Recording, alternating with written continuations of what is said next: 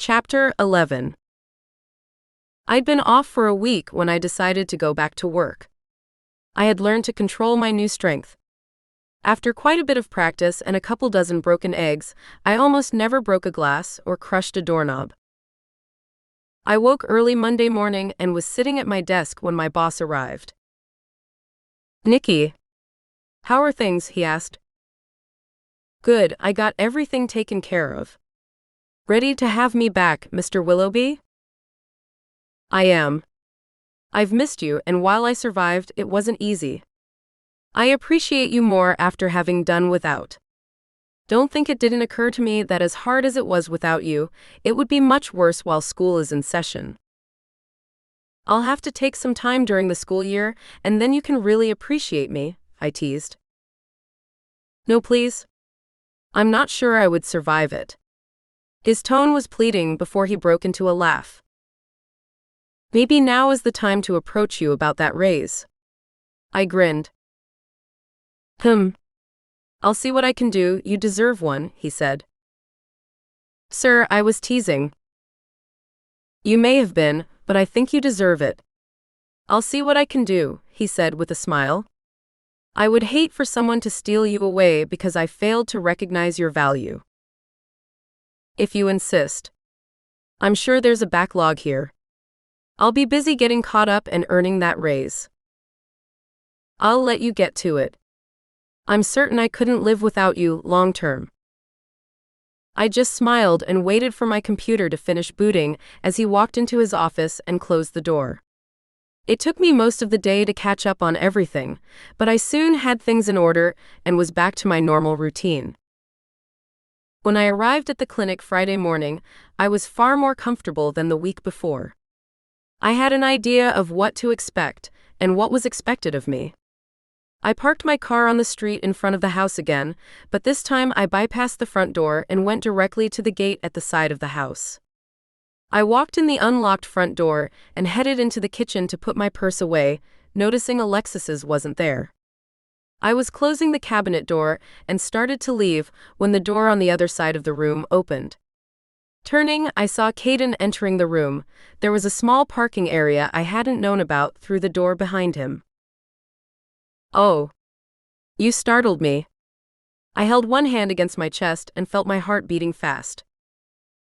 "Sorry, I didn't mean to." He stepped inside and closed the door. "Is Alexis here yet?" "I don't think so. I just got here, but her purse isn't in the cabinet." "That means she's not in yet. She'll be out soon, I'm sure."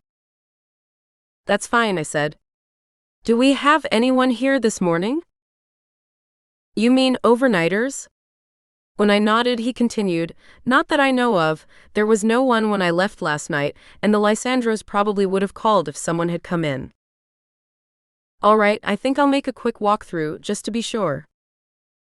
"Knock yourself out," he said. "I'm gonna start a pot of coffee. Do you want some?" "Don't make it on my account, but if you're gonna make it anyway, I'll probably have a cup." "I'm making it anyway. I make it every morning. It's good to have around, for me or anyone who might come in." I nodded again, stepping out of the room. "Makes sense." I walked down the hall and checked the bedroom at the end of the hall. The bed was neatly made, and nothing appeared to have been moved since I had been here. Everything was clean, not a spot of dust in sight. I made my way through the rest of the building, looking into each room as I passed it, but I didn't see anything obvious to be done. I was walking into the front room where the small reception desk sat when the door opened and Alexis came in. "Hey. You beat me." She smiled. "I've been here maybe 5 minutes. The smell of coffee brewing tells me Caden's here." He came in just after I did. I was putting away my purse when he opened the door and startled me. "I forgot to tell you. We have a small parking area in the back if you want to use that, then you can either use the back door or the rear gate, and this one, your choice." "Thanks," I said. Together, we went into the kitchen. We sat and visited over coffee. Just before noon, something finally happened. A teenage boy brought in his younger brother, another teenager with a compound fracture. The younger boy was obviously in pain, but he was surprisingly silent. "Nickie, I'm going to need your help," Alexis said, guiding the boys into the nearest exam room. I followed her with Caden close behind, but he stayed outside the room. "We need to set his arm first," she said.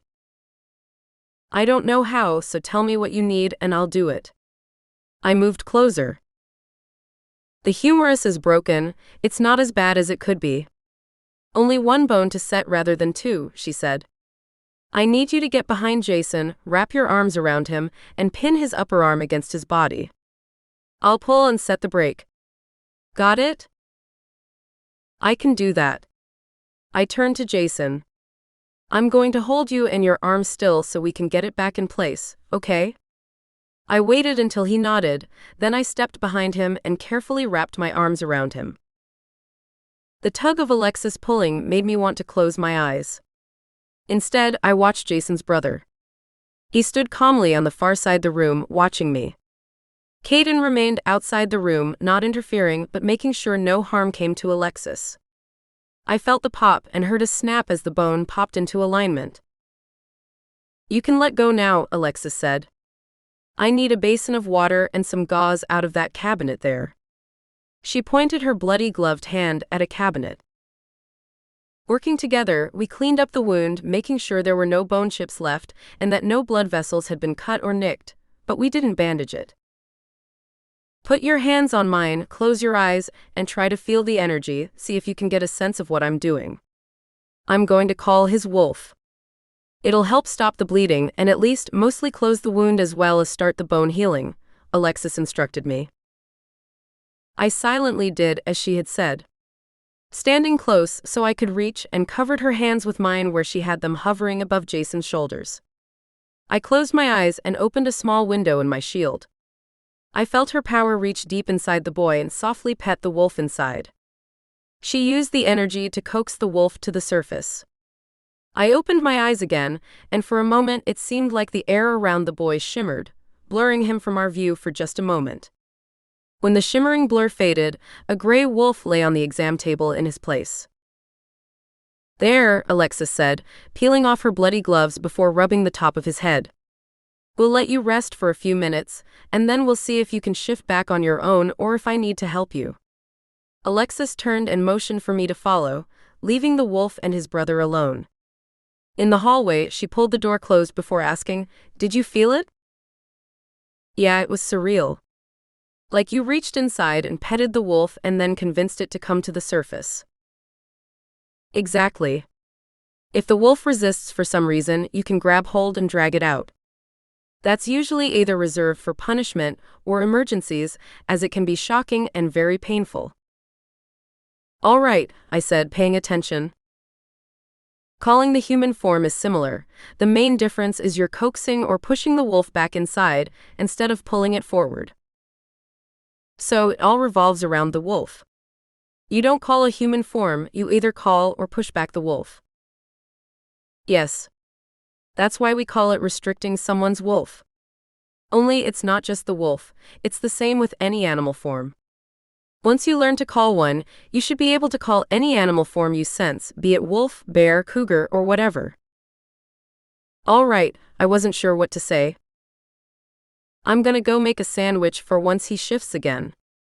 Why don't you two keep an ear out in case they need anything?"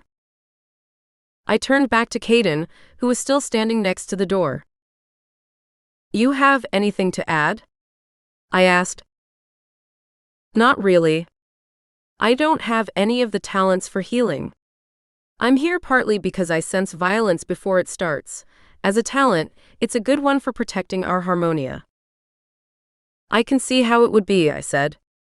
"Do you mind if I go back in?" "Go for it. I'll be able to hear if there's trouble." "Thanks," I said. I knocked on the door and waited for an answer. A voice called out, and I opened the door and stepped inside. Sitting on the rolling stool, I watched the wolf lying relaxed on the exam table as I thought about what we had just done. He seemed content to lay still, as though exhausted. There was far less pain in his eyes than before. How you feeling? I asked. The older boy looked back and forth from me to his brother, still in wolf form, as though I'd lost my mind.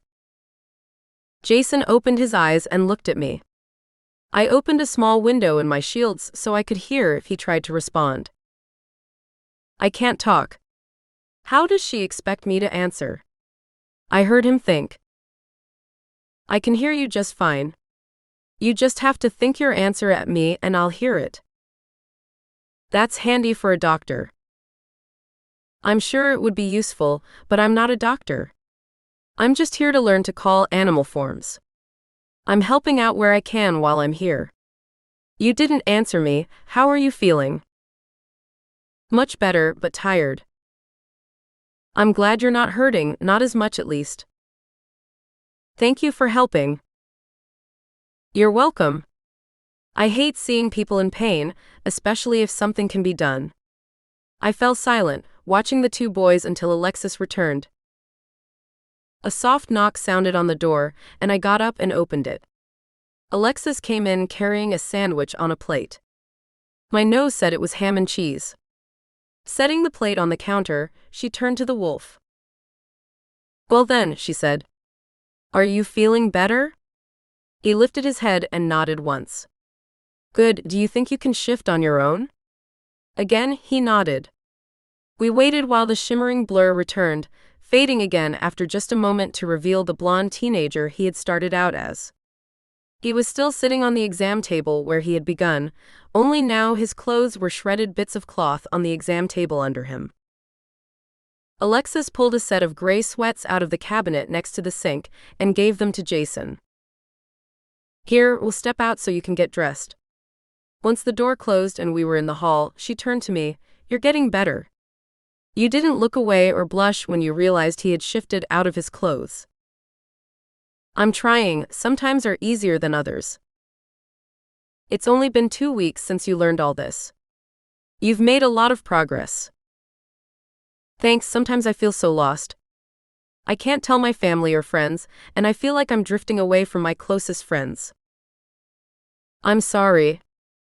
If it means anything, I think you are doing exceptionally well.